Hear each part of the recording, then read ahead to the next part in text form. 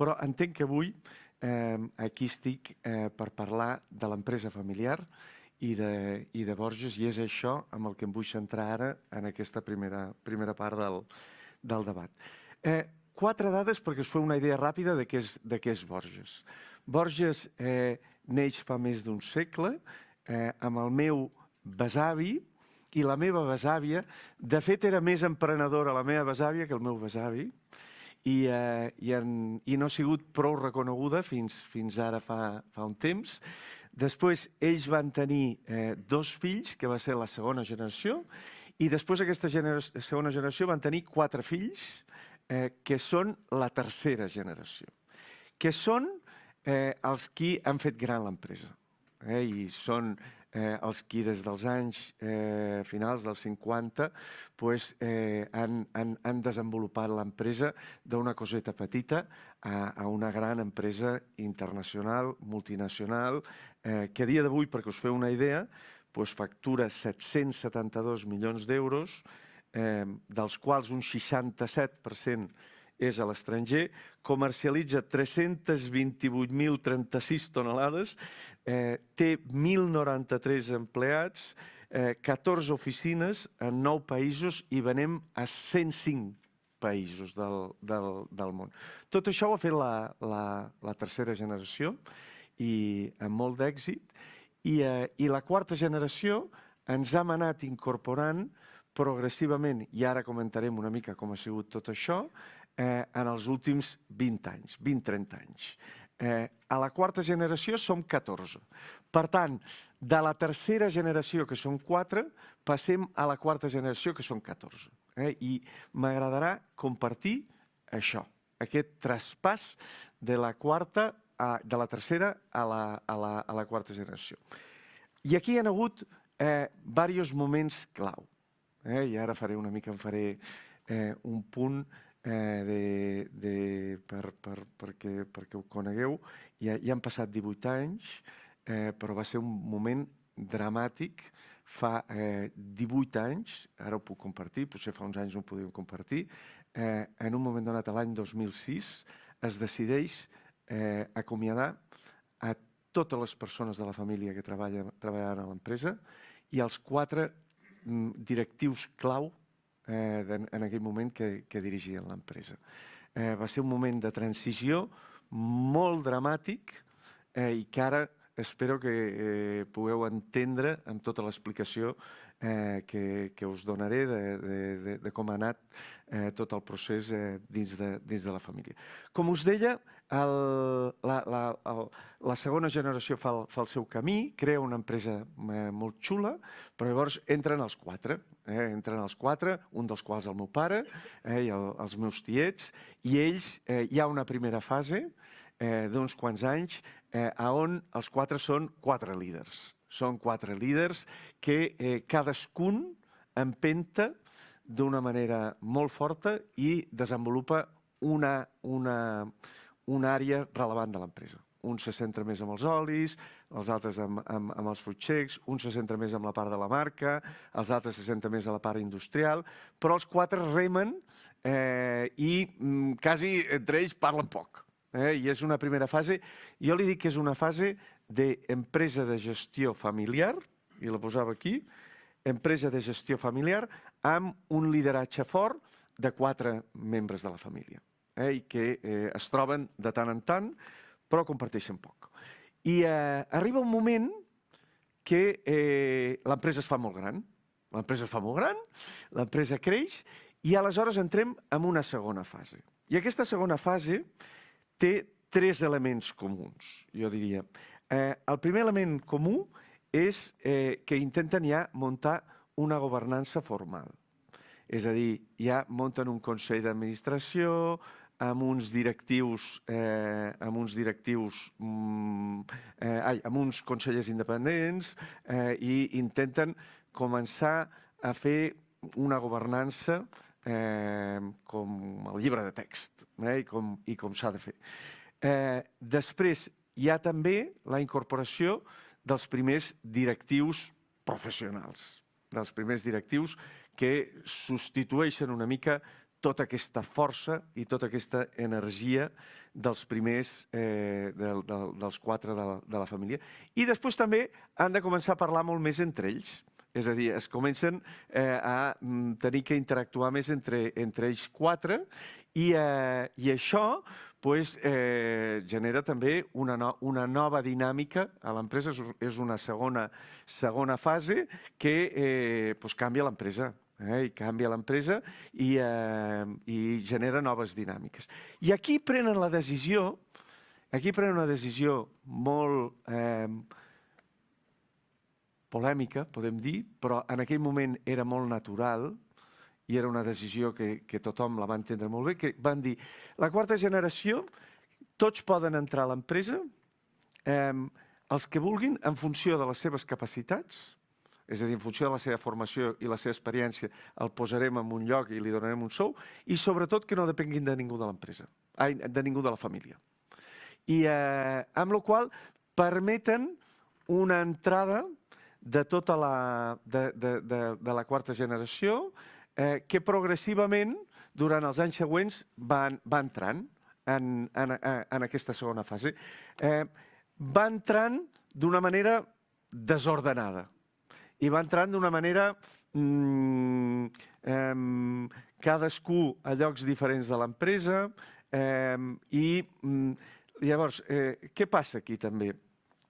Aquí hi ha un moment que comencen a haver-hi també directius externs i els 4 de la 4ª generació cada vegada estan més fora, hi ha un consell i els de la 4ª generació depenem d'aquests directius. Però els pares, vulguis o no, per darrere d'aquests directius, sense voler, van influenciant, amb la qual cosa es comencen a crear divergències entre els tractes dels membres de la 4ª generació. I comencen a haver-hi friccions. Per una altra banda, també comencen a entrar directius com us deia, externs, i una mica, jo he estudiat a ESADE i a l'IES, per tant les defenso, les escoles de negoci, però van fer una mica allò l'IES Way, que li deien, de dir que ens deien, escolta, totes les empreses familiars heu de tenir directius potents, consellers independents i tal i qual, i professionals del màxim i tal, amb la qual hi ha una certa dejació per part de la família i hi ha un empoderament excessiu dels directius de l'empresa. Hi ha una certa dictadura dels executius, per dir-ho d'una manera exagerada. I a més, els de la família influint els directius i els directius per quedar bé amb els de la família fent cosetes també amb la gent, amb els fills per adequar-lo, perquè al final cada pare pensa que el seu fill és el millor del món. El meu pare pensa que el seu fill és el millor del món i l'altre pare pensa... I no és un món objectiu, s'intenta objectivar i és un món subjectiu. I per tant, si no ho ordenes, i potser aquí va estar una miqueta a l'error, si no ho ordenes, allò arriba un moment que cadascú té la seva opinió. I el meu fill està molt bé, està on mereix, està amb el sou que mereix, però el de l'altre no, i el de l'altre no, i el de l'altre no. I això genera discrepàncies i genera conflictes que es posen de manifest. Llavors, la família està fora, però tampoc està fora. Comencen també una mica a puentejar, a vegades, amb els directius externs, i els directius externs se senten que tampoc poden fer bé, tampoc poden fer molt perquè depenen de la família. I tot això va generar un caldo de cultiu que explota el 2006. I explota d'una manera que quasi s'emporta l'empresa per davant. I va ser un moment molt dur on es va tenir que decidir que tots els membres de la família de la 4ª generació, que eren 8 treballant a l'empresa, havien de marxar de l'empresa. plegada l'empresa. I que els directius... Llavors, allà també havíem fet una altra cosa malament, que és incorporar aquests directius que, a més, venien amb una mentalitat molt de multinacional. És a dir, nosaltres som una empresa de Tàrrega i de Reus, era una empresa de territori. I, a més, som una empresa industrial, de marges relativament modestos. Llavors, en un moment donat, allà vam agafar uns directius per crear la Nestlé o la Danone. I llavors vam fer tot un headquarters a Sant Cugat i a lo grande, amb sous i amb executius que cobraven moltíssim, i això també entra en col·lapse. Són les dues coses. Entra en col·lapse la mala planificació de la successió i entra en col·lapse l'aposta per un tipus d'executiu que no encaixa amb la cultura familiar de l'empresa. I això porta amb aquesta decisió tan traumàtica, però al mateix temps jo crec que els 4 de la quarta generació aquí de la tercera generació van ser, i sempre ho han sigut, i això que en els moments crítics, fins i tot en els moments en què és a dir, que no veus solució, han sabut trobar un punt de trobada i de solució. I allà es van posar d'acord amb això.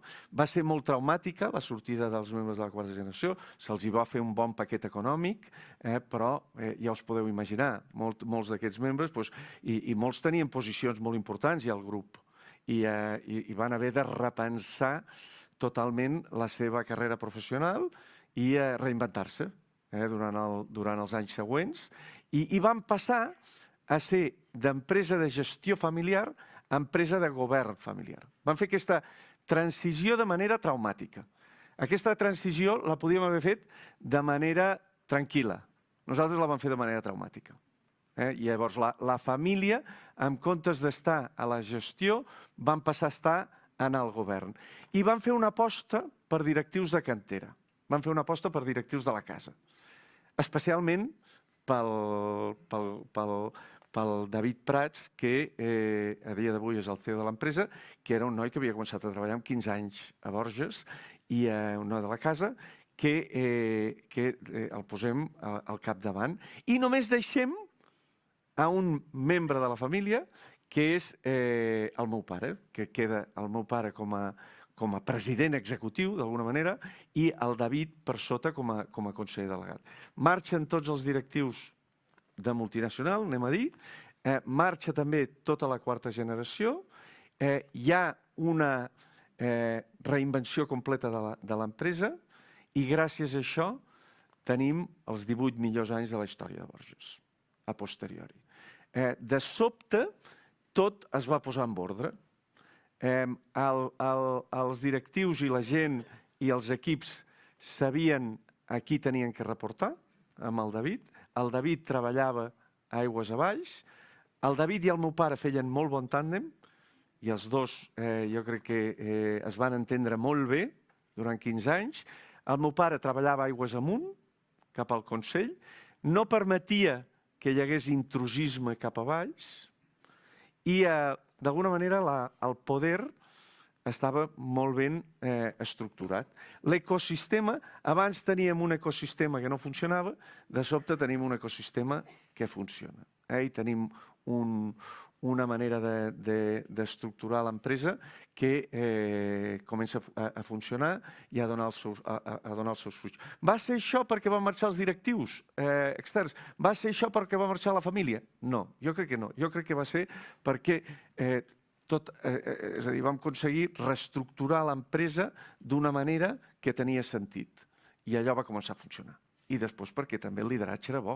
El David i el meu pare van fer molt bona feina junts i l'empresa va canviar de manera radical i ens vam convertir en aquesta empresa de govern familiar. Aprenentatges d'aquesta fase. Jo crec que van fer una mala planificació de la successió. Per mi, clarament, els 4 van estar molt centrats, i aquesta és una opinió meva, i aquí hi ha molts matisos, però jo crec que els 4 van estar molt centrats en el negoci, estaven molt obsessionats amb el negoci i en fer créixer Borges en la part de negoci, i no van prestar suficient atenció a la part de la família. No es va fer cap protocol familiar, no es van definir criteris per a l'entrada dels familiars a l'empresa, no es van definir com tenia que funcionar les persones que estiguessin dins de la família a dins de l'empresa quan promocionessin. Tot el típic que hi pot haver-hi en un protocol no es va fer.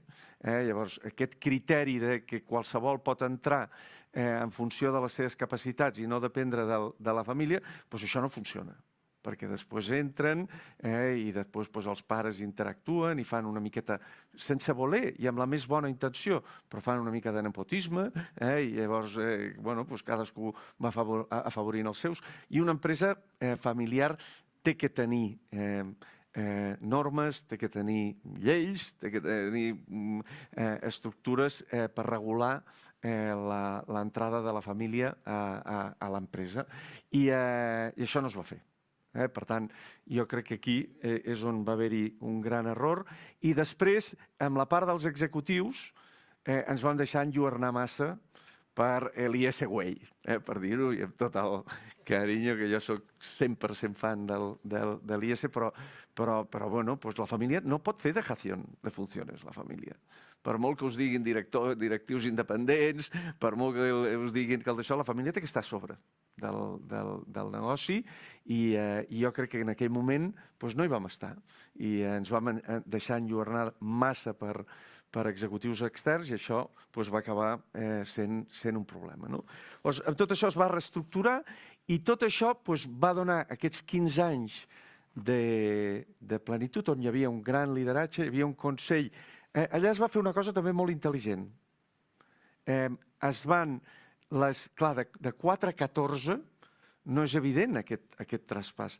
I així com no s'havia fet bé la planificació de la successió a nivell de gestió i a nivell de governança, sí que es va fer bé a nivell de propietat, perquè es va estructurar cada família amb una patrimonial. I llavors vam tenir 4 patrimonials, cada un amb el 25% del grup, i cada patrimonial, cada família s'espavilava i nomenava un representant.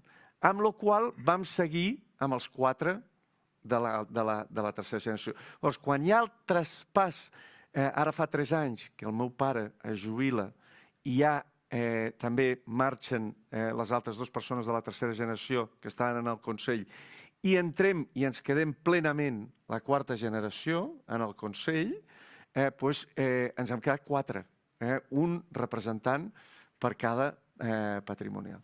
Quin ha sigut ara el repte? Amb això acabo. I així després també tenim per debat.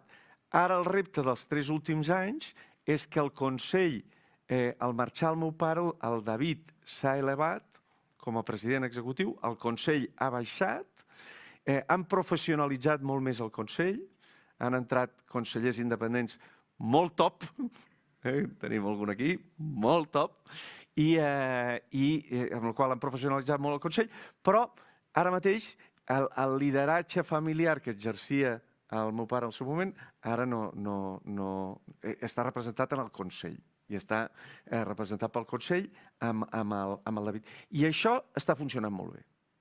Portem 3 anys molt bons, també un resultat rècord del grup, i crec que hi ha molts reptes a futur, però crec que també hem sabut fer bé aquesta última transició, i aquí és on a dia d'avui estem. Nosaltres ara mateix, com estem ordenats, una mica que us ho deia abans, tenim les 4 patrimonials. En cada patrimonial, cada família, tenim els nostres debats i debatim a fons sobre l'empresa. I cada família, cada mes, té els seus propis debats en el marc de cada patrimonial. Llavors hi ha un representant de cada patrimonial que és el representant en el Consell. Hem professionalitzat moltíssim el Consell. Abans, quan hi havia un lideratge tan fort, per part del meu pare i el David, el Consell no estava potser tan professionalitzat, ara l'han professionalitzat molt més, han entrat 2 consellers independents i jo crec que hi ha uns debats molt enriquidors en el Consell i després està el David com a figura executiva forta amb un equip molt potent a Tàrrega i a Reus i molt de directius de cantera i molt de directius de la casa i molt de territori. També intentant mantenir el punt de professionalitat, perquè no ens en podem anar a gent que no tingui les competències. Però per dir-te, abans que mencionàvem a l'ESA de l'IES, qualsevol noi que surt de l'ESA de l'IES a Tàrrega o a Reus no se'ns escapa. I estem al d'això i els tenim i els agafem perquè volem nois d'allà. Tot el que hem provat a vegades de directius de Barcelona que vinguin, això no ha funcionat. Llavors hi ha un equip de gent molt de la casa, tant a Tàrrega que a Reus, que treballen i despatxen amb el David, i llavors hi ha aquest Consell i després per sobre hi ha les patrimonials. I en paral·lel hi ha el Consell de Família, que el Consell de Família també té un representant per branca, cada patrimonial té un representant del Consell de Família, que és qui vetlla per tots els temes relacionats amb la família. Ara ja tenim un protocol familiar molt detallat i que ara de fet l'estem renovant, fem una assemblea familiar anual i allà és on intentem vetllar per tota aquesta part, ara Xavier que estaves dient, dels valors familiars, que no és fàcil, perquè vulguis o no, les persones de la família, els 4 que estem al Consell, ja vivim una mica més l'empresa, però els 10 que no estan en el Consell la viuen molt poquet i ja no dic la 5a generació, que en són 20 i pico, tampoc no la viuen tant. Llavors, allà en el Consell de Família s'està intentant treballar tota aquesta part dels valors familiars i és una estructura paral·lela que els membres del Consell de Família són diferents dels que estan en el Consell d'Administració. És a dir, el Consell de Família va la meva germana, al Consell d'Administració estic anant jo. A l'altra branca, l'Anna va al Consell d'Administració i llavors té una altra germana que també va al Consell de Família. I així cadascuna de les famílies. Sí. Bueno, ja sabeu que el tema principal de qualsevol empresa familiar és el tema del poder i el tema dels diners.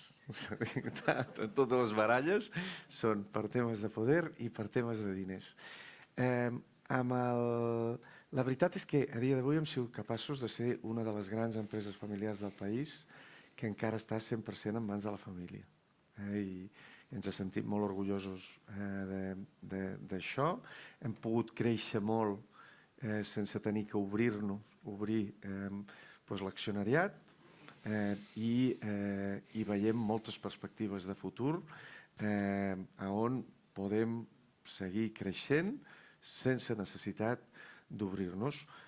Tampoc descartem l'altre escenari i el contemplem i estem oberts i tenim moltes possibilitats i ho anirem veient sobre la marxa, sobre el futur. És a dir, contemplem tant la possibilitat de seguir com estem fins ara com la possibilitat d'obrir-nos en un escenari. Si hi ha un projecte engrescador i hi ha alguna cosa que realment ens atragui, que necessiti de recursos externs i tal, no ens tanquem a cap possibilitat.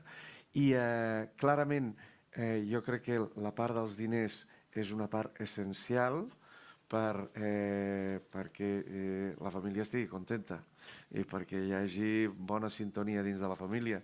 I llavors això es fa amb una bona política de dividends, però una política raonable de dividends que permeti que l'empresa també pugui tenir un bon creixement i que hi hagi un bon equilibri.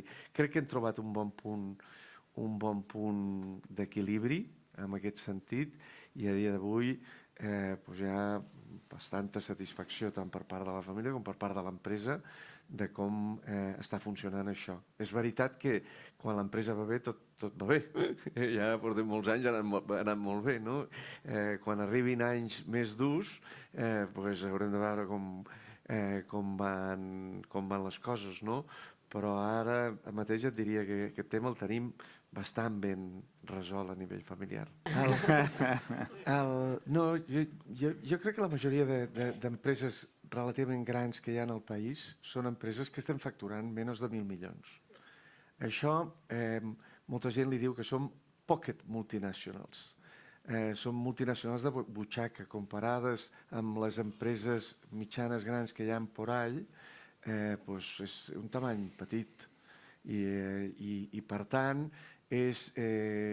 són fàcilment absorbibles per algú que té gana de fora. I en un moment donat, quan a més la família pel que sigui trontolla o hi ha cosetes, és un caramelo molt apetitós quan et ve algú de fora gran que pel que sigui li interesses i llavors et pot... allà hi ha molta tentació. Després és veritat que hi ha molta cultura, hi ha poca cultura de banca d'inversió amb l'empresa catalana familiar. És a dir, ens costa obrir-nos a plantejaments de creixement accelerat, a plantejaments de guanyar dimensió, a plantejaments d'anar una mica a lo grande. I aquí es porta molt més el de poquet a poquet i bona feina. I això també té el seu pes. Costa que hi hagin empreses que siguin valentes. Jo crec que ja comencen a haver-hi alguns exemples bons, també liderats per noves generacions, que estan emprenent un creixement una mica més accelerat per poder construir una empresa molt més gran. I això jo crec que sí que ho anirem veient més clarament en el futur.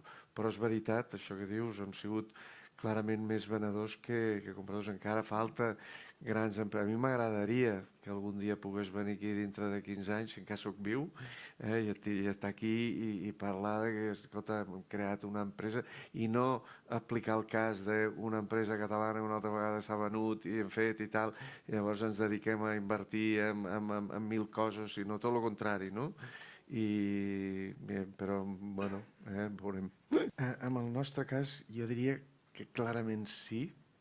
Crec que són negocis que s'han de viure molt de prop, són negocis molt arrelats a la matèria prima i on has de conèixer molt bé la cadena de valor i has d'entendre molt bé com funciona el mercat i hi ha casos, que no direm noms, de multinacionals del sector que precisament per no tenir aquest arrelament i aquesta connexió i aquest coneixement i aquesta tradició que té l'empresa familiar no estan competint bé. I en canvi hi ha uns quants exemples d'empreses familiars amb molta tradició i amb unes quantes generacions a sobre que són grans competidors en el sector. És a dir, jo crec que és l'empresa familiar de les generacions anteriors, aquest era un valor ferm i quasi que forma part de l'essència de com conceben l'empresa familiar. Jo crec que les noves generacions aquest valor el qüestionen més i estan molt més obertes a fer plantejaments de dimensionament utilitzant recursos financers externs. És veritat que també hi ha casos, vas escoltant casos en positiu i també te podria posar en negatiu. Vull dir que aquests processos no són blanc o negre i no són per a res, són coses molt complexes i que s'han de mirar, però jo crec que sí, que això, que l'empresa familiar catalana dels propers 50 anys tindrà valors diferents dels que hem tingut fins ara, perquè amb les noves generacions crec que arriben, jo per exemple també ho visc amb la part de l'impacte, amb Ship2E, crec que clarament les noves generacions estan imbuïdes d'uns valors en aquest camp molt diferents de les anteriors, i això a poc també s'anirà mostrant en molts casos concrets que ja a poc anem veient. És a dir, hi ha consellers independents que ens han aportat molt, hi ha consellers independents que no. I depèn molt de la persona, del moment i de la situació de l'empresa en aquell moment concret. Clarament, els que no funcionen són aquests que venen al Consell i allà donen les seves opinions i marxen. Aquests no funcionen. Funcionen, i aquí en tenim un bon exemple que ens està escoltant i que no sabeu, que està per aquí, que és els que curren. Els que curren i els que treballen i que verdaderament s'impliquen i que notes que estan a la mateixa pàgina que tu i que t'aporten coses puntuals. Moltes vegades, per exemple, aquest conseller independent que està a la sala és un conseller independent que ens aporta molt en l'àmbit financer i ens aporta molt en saber, és a dir, és una persona que té ja una experiència i una seniority i aporta bon criteri a l'hora de manegar el diàleg a dins del Consell. A vegades no tenen que ser coses de contingut, a vegades són coses emocionals, a vegades són coses més de soft skills, que li diuen, no? I llavors hi ha casos i casos, jo et diria, i jo amb això no et puc expressar una opinió ferma de si són bons o dolents, no, depèn de la persona.